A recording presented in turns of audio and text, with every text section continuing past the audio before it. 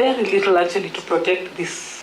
How many lives of Kenyans were lost from police brutality? We have been working with these families. We have buried their dead. We have visited hospitals. On the question of hired bodies, that was strange. It was very strange. The data that we have on deaths is 57. Not 73. Not 73.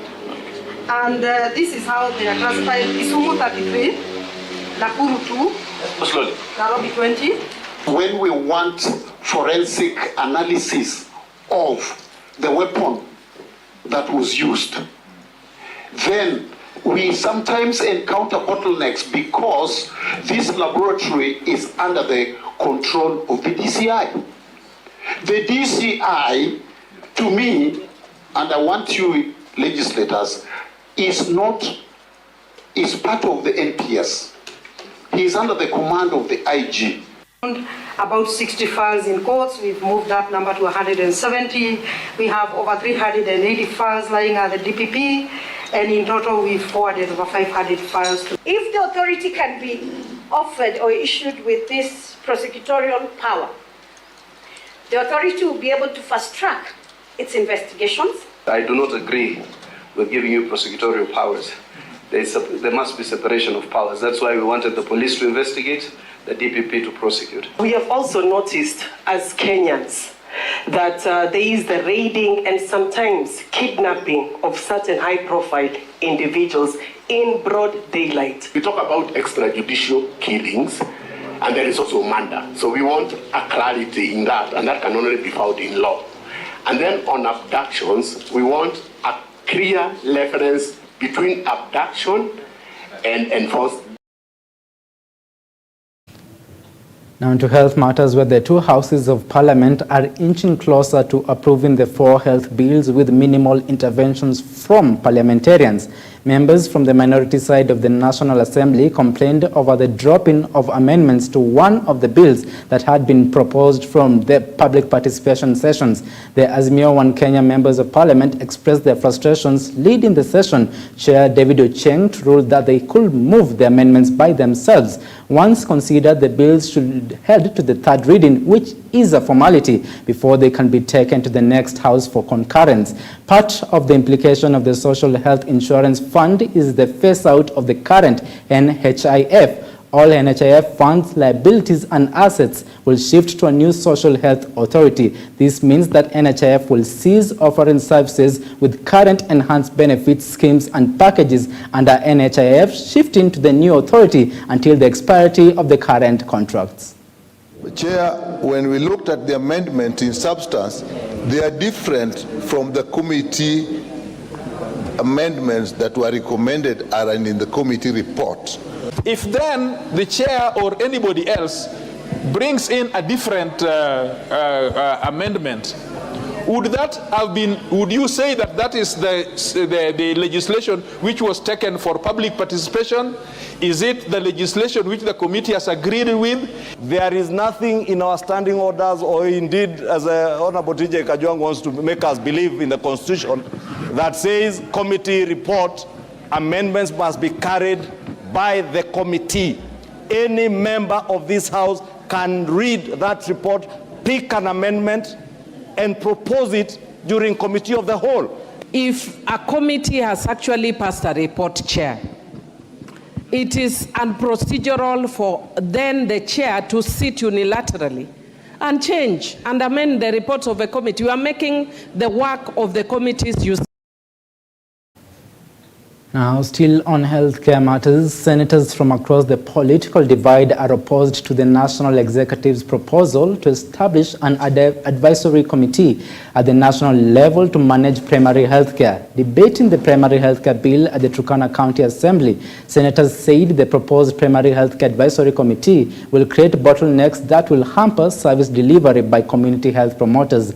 The lawmakers instead want more funds channeled to the counties to promote the implementation of primary health care.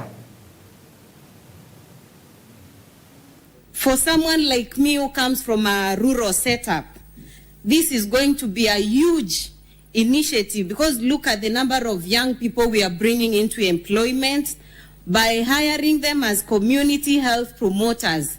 Speaker, I really want someone to convince me that I need a county advisory health board, and then at the same time I need a national one. Mr. Speaker, we are in a country that we know that healthcare has been an issue of marginalization to communities since independence. And here, you have got a leeway where you're giving a national executive to further marginalize. Can't be, Mr. Speaker, sir, that we are standing here today talking about a health function that is devolved, and at the same time saying that we are going to create a national body that will be governing or guiding the policy. Mr. Speaker, sir, we'll be missing the point. Please, let us not pass any law in this House that close back the gains of devolution. We cannot say that primary health care, which is a devolved function, is going now to be managed by people sitting in Nairobi calling themselves a council. Now, youth in the Intergovernmental Authority on Development, IGAD, member countries will now have a bigger say in discussions around conflict and climate change following the adoption of the Declaration on the IGAD Youth Policy Framework. The declaration seeks to, among other things, design youth-centered development programs, alleviating the adverse disruptions and impacts caused by conflict, climate change, and displacement on the youth in the region. Charter and the IGAD Youth Policy are not just words on paper. They are tools for transformative change. The roadmap and the action plan we are creating during this conference will guide us in translating policy into action. We are also embracing a vision where every young person has access to quality education, healthcare, and employment opportunities.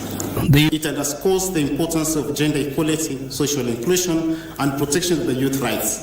Their energy, creativity, and resilience are assets as one is to build the brighter future for our region. It is our blueprint that is going to guide our development within the IGAD region.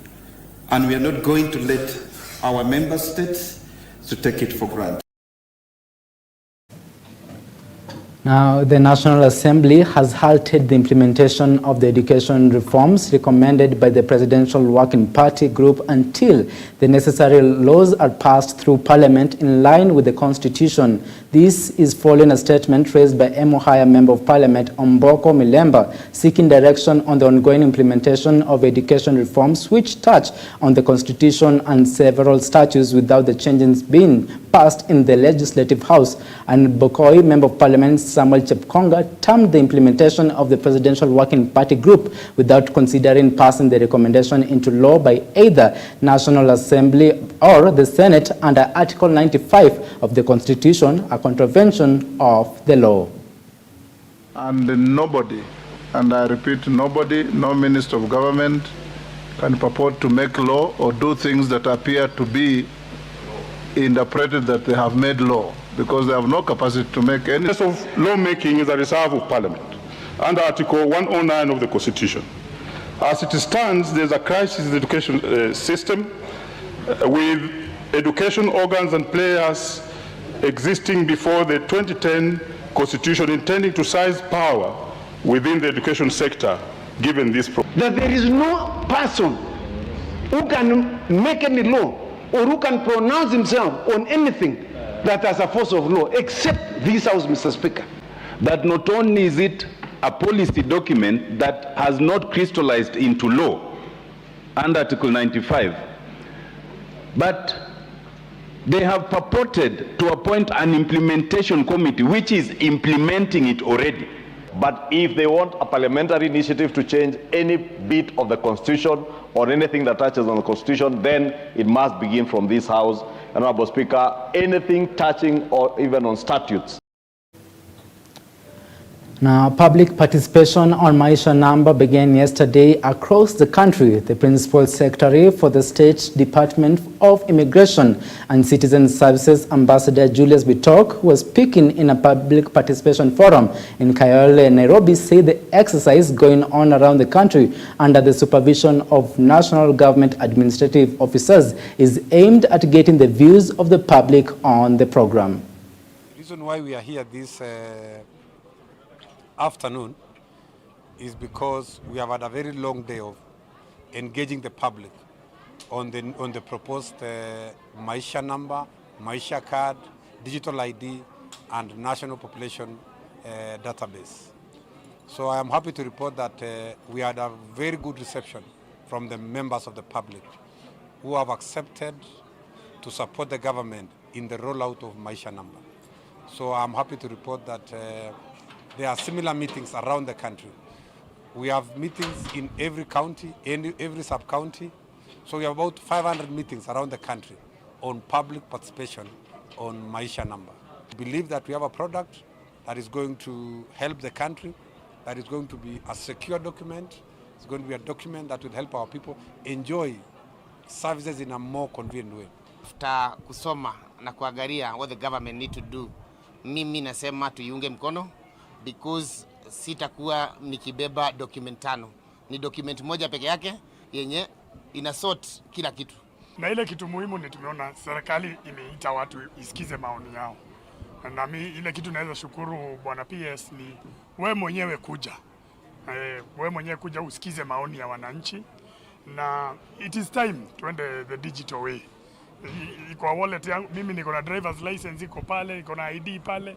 It's time we synchronize all these documents. So Bishop, I support it, and I say that it is important that we are registered and be given new registration cards.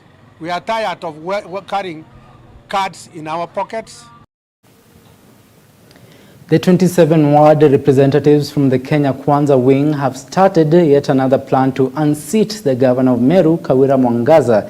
This comes a few days after a brawl broke out in Igembe South constituency during a rescue event led by Governor Mwangaza, which resulted in property damage and journalists being attacked. Security Minister Kithure Kindiki has ordered the suspension of all rescue meetings, but Governor Mwangaza has vowed to violate the order.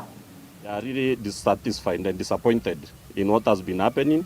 Therefore, because it is not our agenda or our mantra to see chaos, to see drama, to see shenanigans in this county, we have decided forthwith to withdraw the support within and outside the assembly that we have given our governor. Number 3, we have resolved to start a fresh impeachment motion to the governor of Meru, one Honorable Bishop Kawira Mwangaza, and we have already signed, appended our signatures, the 27 of us who form or comprise the Kenya Kwanza caucus in the county assembly. Tunaamini hakuna siku itafika tulaumiwe kama MCS wa Meru kwamba tunachukia Governor Kawira Mwangaza. Hakuna chuki.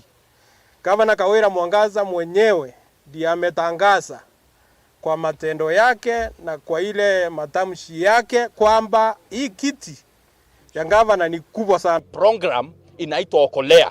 Hii kitu tafadhali wacha tutulie kwanza, tutafute amani na watu wasiseme eti shinda iko kati ya deputy governor na governor. Hapana, ni kati ya governor na viongozi wote. These are not the issues ambazo tumechaguliwa kama Meru County Executive, myself and Her Excellency, kufanyia watu wa Meru. People of Meru needs sustainable development. Kwa hivyo kama vijana watashikwa na kukamatwa kwa sababu ya kujitokeza na kusema hatutaki Okolea, tunataka kujiokoa. On to leadership issues, where leadership wrangles at the Central Rift Valley Waterworks Development Agency offices in Nakuru paralyzed activities for the better part of Tuesday as two sides of the divide took on each other over the ousted CEO following allegations that he had brandished his firearm and threatened the board members. Kuja kujua kuna mambo ambayo yameripotiwa kuhusu project moja ya Mulot Longisa Bomet Longisa Mulot, project ambayo Central Rift Valley ina implement. Ikasemekana kuna mambo ambayo hayaendelei sawasawa, na sisi kama board tukasoma hiyo barua na tukapitisha leo asubuhi ya kwamba CEO aondoke kwa ofisi kwa muda, tukigojea investigation, uchunguzi ambao unaendelea. It's all about politics going around, because maybe some quarters are not comfortable that the CEO in this institution is not supposed to be the one in that office. I want to confirm that sometimes early this year, there was a matter that was presented to court.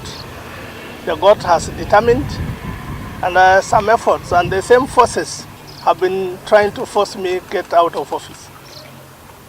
I thank the court and the judiciary because the whole process was undertaken, and Engineer Oruma is the officer in charge of this institution.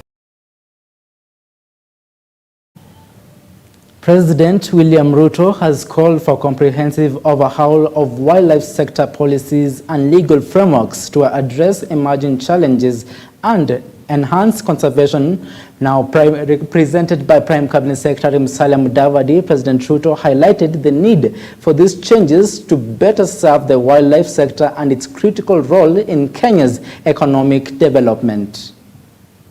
It's critical that the government harmonizes the existing policies and legal frameworks for them to be responsive to the needs of the wildlife sector. Wildlife resources are key drivers of the tourism industry, which is the second largest foreign exchange earner for the country. It reflects a relationship between science, policy, management, and livelihood. The Institute is expected to enhance knowledge through research on the status of the country's wildlife and their potential to facilitate optimize benefits and provide quality and comprehensive wildlife data and information.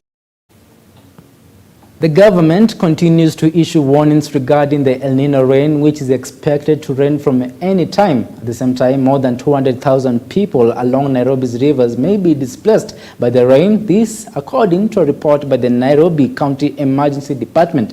The county government of Nairobi has mapped out 463 areas likely to be adversely affected by the floods when the El Nino rains begin. The county approximates that at least 200,000 families will be affected by floods, majority of them in informal settlements and those living around wetlands.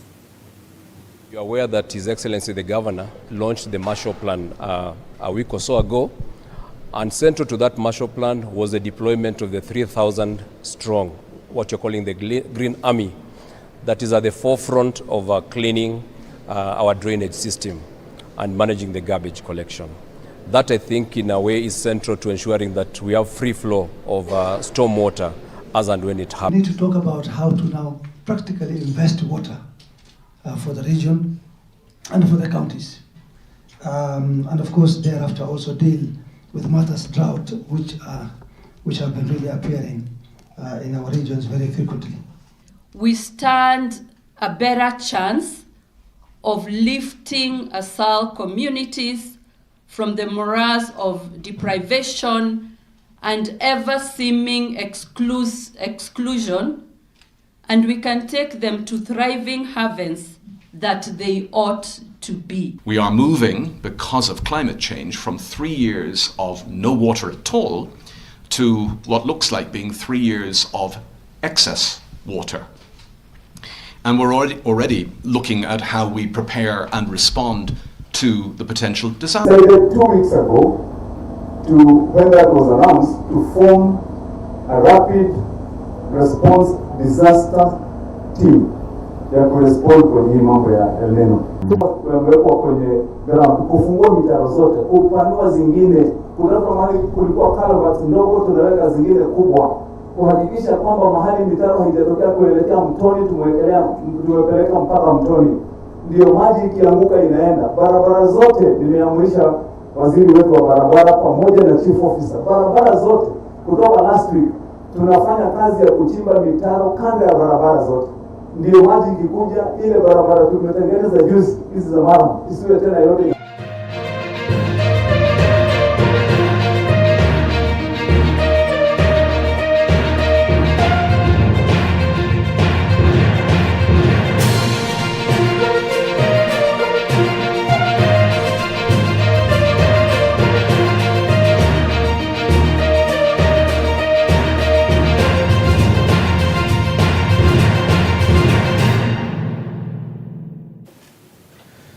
Right, and now let's delve into the sports news, where the East Africa's Pamoja bid by Kenya, Uganda and Tanzania on Wednesday won the rights to host the 36th edition of the Africa Cup of Nations in 2027. The joint candidacy beat other bids from Botswana, Egypt and Senegal, following a vote conducted by members of the Executive Committee of the Confederation of African Football during their meeting in Cairo. During the event, Kenya was represented by Sports Cabinet Secretary Ababu Namwamba and the Football Kenya Federation President Nick Mwenda. Morocco bet Zambia and a joint bid from Benin and Nigeria to win the hosting rights of the 35th edition in 2025. That EXCO has voted for to host the AFCON 2027 is